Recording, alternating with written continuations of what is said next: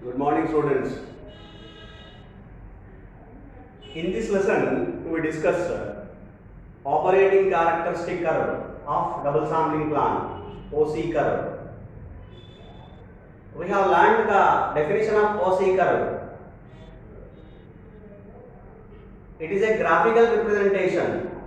It is a graphical representation for probability of accepting the lot and the lot quality is small p, which are to be plotted against the lot quality or fraction defective small p. So for which we have to describe the probability of acceptance.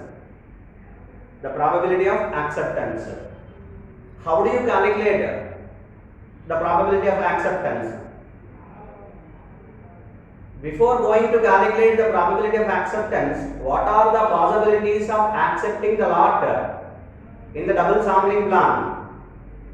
In the usual double sampling plan, what are the possibilities? In which particular case the lot is going to be accepted? We recollect first.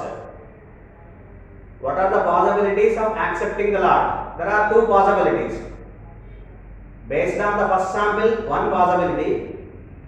Based on the both combined samples, after selecting the second sample, after inspecting the second sample, we have another possibility. So that is based on first sample, in which particular terminology, the probability of acceptance, that is in which particular terminology, we accept the lot based on the first sample. That possibility is if D1 is less than or equal to if D1 is less than or equal to C1, then we accept the lot based on the first sample, only on one sample only. And in another case, based on both combined samples, we have another particular notation, in another particular theory, which we have. If D1 plus D2, the number of defectives found in the first sample D1, the number of defectives found in the second sample D2, if you combine together, if D1 plus D2 is less than or equal to C2, we have already discussed all these values in the double sampling plan. I recollect once again. Capital N is the lot size, size of the lot, and small n1, size of the first sample, in which D1 is number of defectives found in the first sample, C1 is acceptance number in the first sample, and now come to the second sample, size N2, size of the second sample is N2, D2 is number of defectives found in the second sample, and C2 it is acceptance number which is of both combined sample. C2 is the acceptance number of both combined sample based on the two samples. So this is the terminology. Now if you refer here D1 plus D2, that is defectives found in both the first sample and second sample, if you add it, that is D1 plus D2, so you will get some number of defective items which should not cross C2. C2 is the acceptance number of both combined sample. Acceptance number of both combined sample. What is meant by acceptance number? Maximum allowable defectives in both the samples of a particular process. So therefore, in these two cases, we accept the lot in the double sampling plan. What is the first case? If D1 is less than or equal to C1, the lot is going to be accepted. And if second case, what is second case? If D1 plus D2 is less than or equal to C2, in such a case as well, we accept the lot. Lot is going to be accepted. Lot is accepted. If D1 less than or equal to C1, we accept the lot. Lot is accepted. If D1 plus D2 is less than or equal to C2, the lot is accepted. You have to remember these two particular points to know the possibilities. Now in detail, what are mutual exclusive ways of accepting a lot in double sampling plan. Of accepting lot in double sampling plan. Now I discuss one by one. So for example, you consider first one, first possibility. Is this one based on the first sample, D1 less than or equal to C1. I write mathematically 0 less than or equal to D1 less than or equal to C1. There will be some particular minimum value for D1 which is 0. If no defective items are found, the value is 0. D1 is equal to 0. It can take the maximum value C1. Up to that we can accept the lot. For example, C1 is equal to 4. Then we accept the lot if defectives D1 found in the first sample are maximum 4.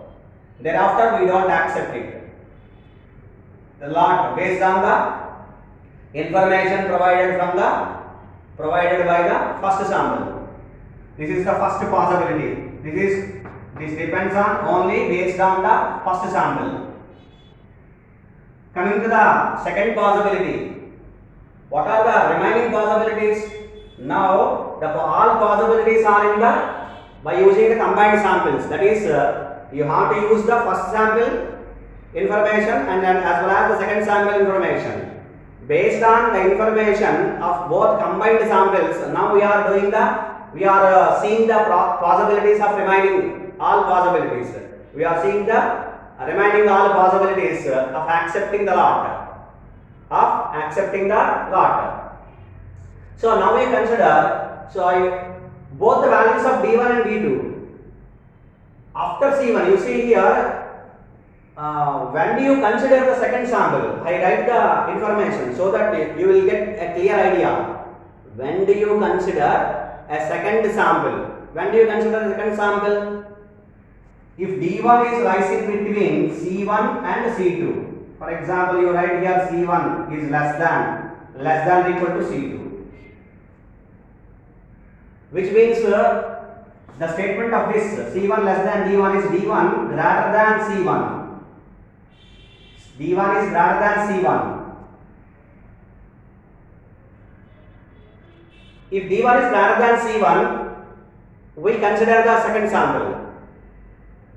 One more condition. If D1 less than or equal to C2,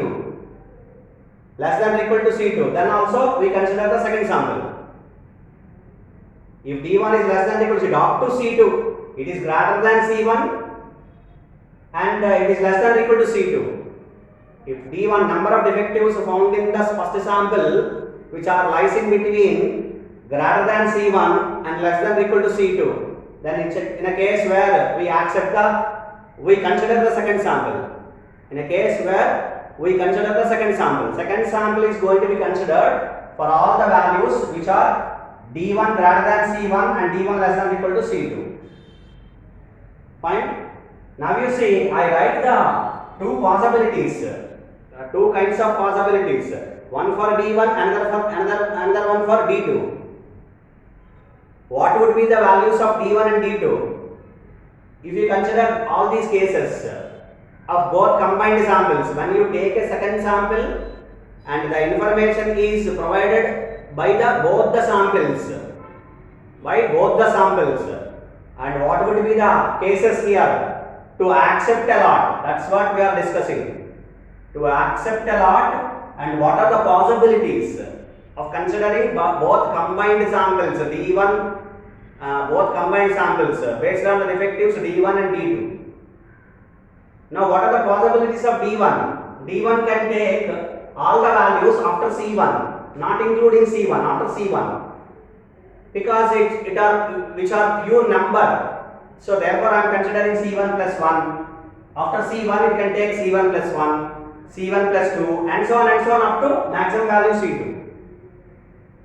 Hope you understand. So therefore I am writing here so you can understand very easily. If D1 is equal to C1 plus 1, okay, and third possibility and so on, if D1 is equal to C1 plus 2 and so on, last possibility, I am not writing the number, another last possibility, if D1 is equal to some for example C2, the maximum value.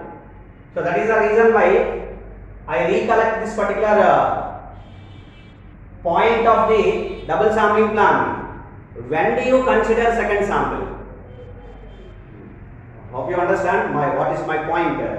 When do you consider the second sample? In which particular case we consider the second sample? If D1 is greater than C1 and D1 is less than or equal to C2, which means it lies in between C1 and C2.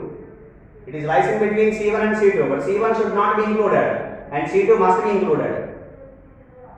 C2 must be included.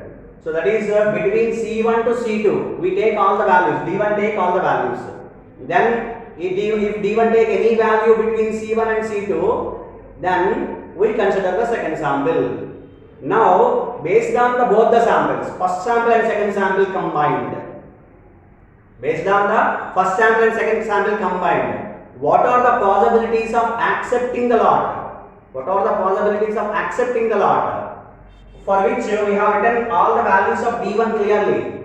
Now, how to find determine the maximum limit of D1, D2, maximum limit of D2, that is what are the possibilities, possible values of D2 to accept the lot, in the both combined samples, in the case of both combined samples, right? So with which I am writing, I use this particular formula to explain this.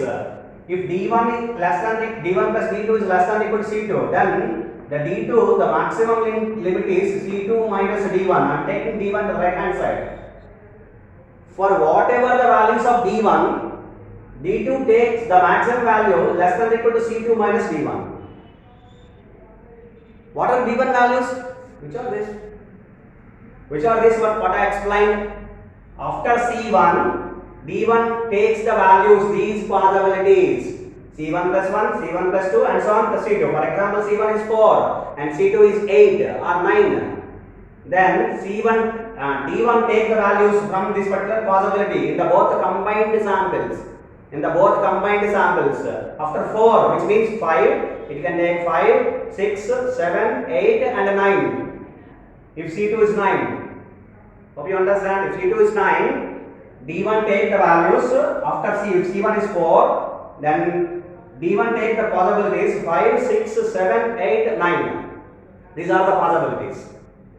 Right? Now what will be the maximum value? It depends on this. D2, the maximum value, why? Because maximum value is less than or equal to. D2 takes less than or equal to C2 minus D1. It depends on the value of D1. For example, D1 is equal to C1 plus 1. Then D2, the maximum value is less than or equal to C2 minus of C1 minus 1, which means D2 less than or equal to C2 minus C1 minus 1. So therefore here, then hope you understand, D2 is less than or equal to C2 minus C1 minus 1. Clear? Similarly, now you tell, hope you understand this. I repeat again. If D1 plus D2 is less than or equal to C2, then D2 is less than or equal to C2 minus D1. For different values of D1, this gives the maximum value of D2. This formula gives the maximum value of D2. So D2 is less than or equal to C2 minus D1. If D1 is C1 plus 1, if D1 is C1 plus 1, then I am substituting here. D2 is less than or equal to C2 minus C1 minus 1. Therefore, D2 less than or equal to C2 minus C1 minus 1. So, which is the maximum value here I have written. Similarly, if D1 is equal to C1 plus 2, then D2 cannot take more than C2 minus C1 minus 2.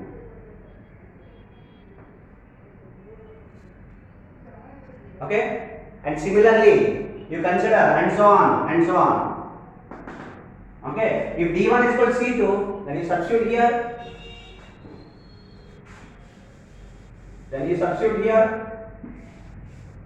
Then this is C2 minus this is C2. D1 is equal to C2. It is equal to 0. Therefore, D2 is 0 and so on. Then D2 is equal to 0. So, unfortunately, we got both the values of upper limit and lower limit of D2. Why I specified upper and lower limits? If d2 is equal to 0, that should be the minimum value for d2. Why? Because of in obtaining number of defective items, in the meaning of number of defectives, since d2 is number of defectives found in the second sample. So therefore, number of defectives, if there are no number of defectives, there are no defective items, then the minimum value, the value is 0. That should be the minimum value.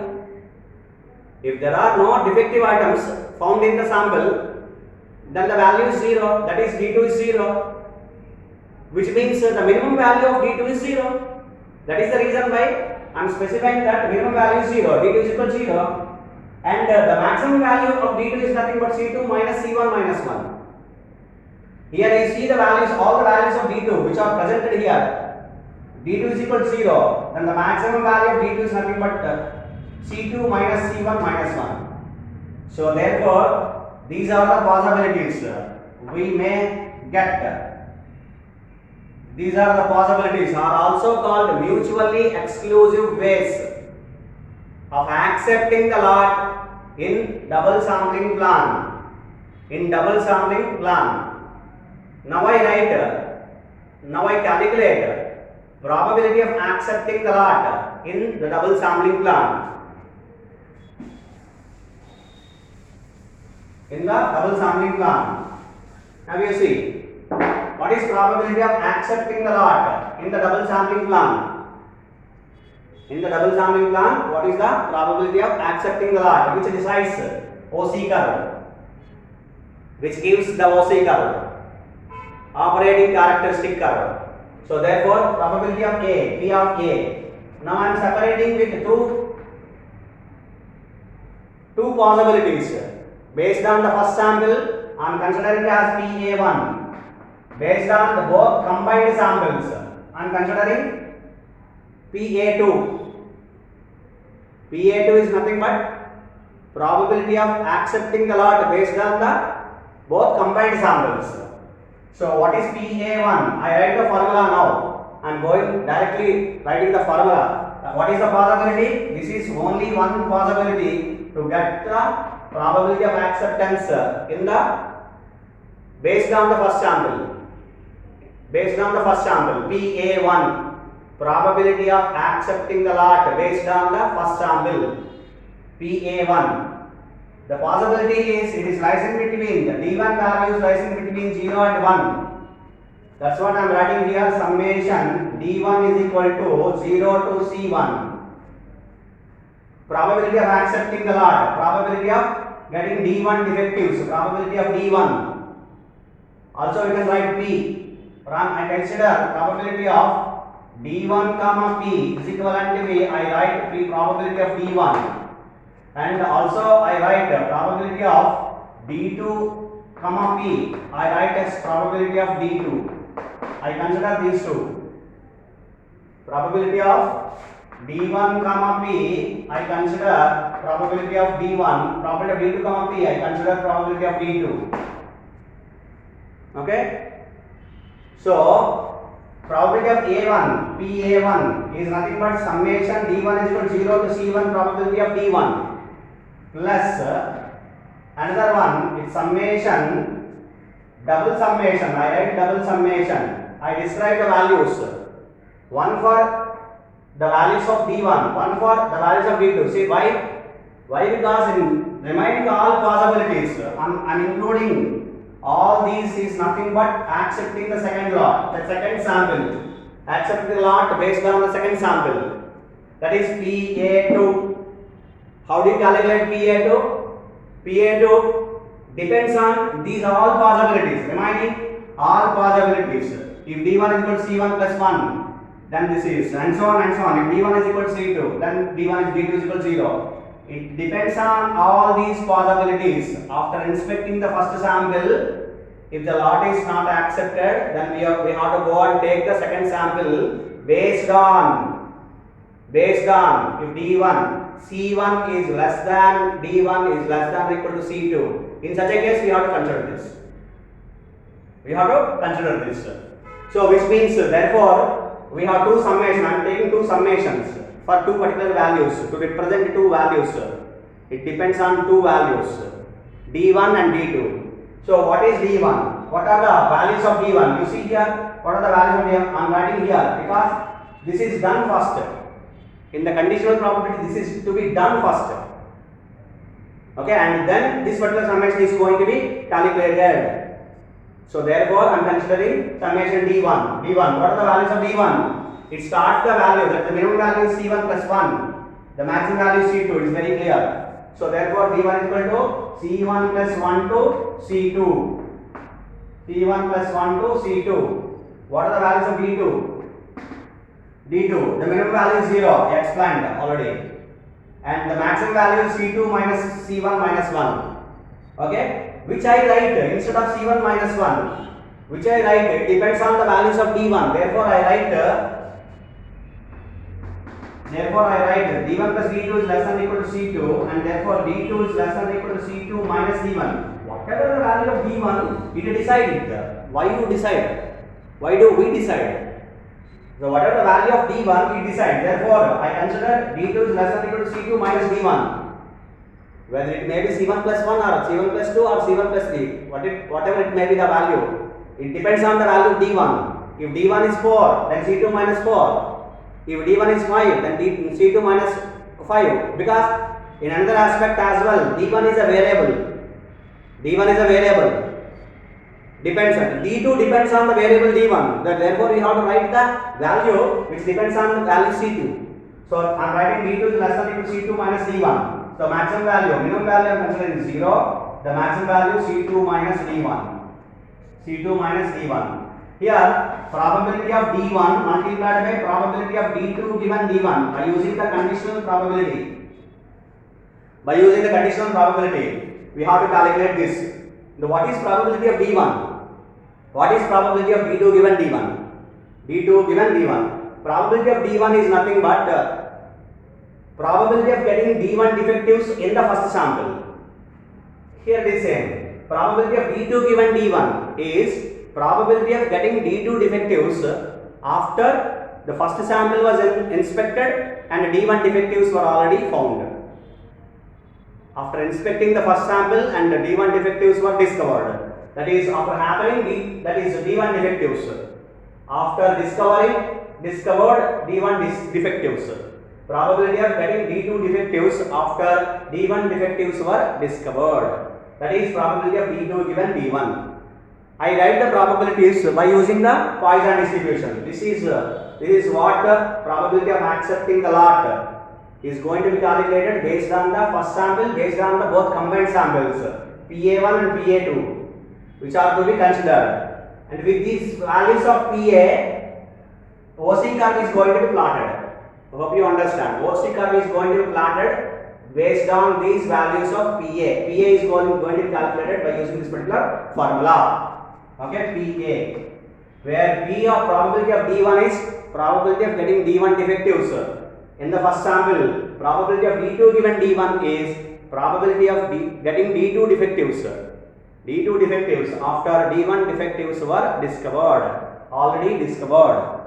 Right, I calculate the values. Hope you understand the possibilities. How to know the possibilities? What are the possibilities of accepting the lot based on the both the samples, first sample and both the samples of considering the first and second samples. What is probability of D1 by using, for example, hypergeometric distribution? Hypergeometric distribution. If we use hypergeometric distribution, what are the probabilities? Probability of D1.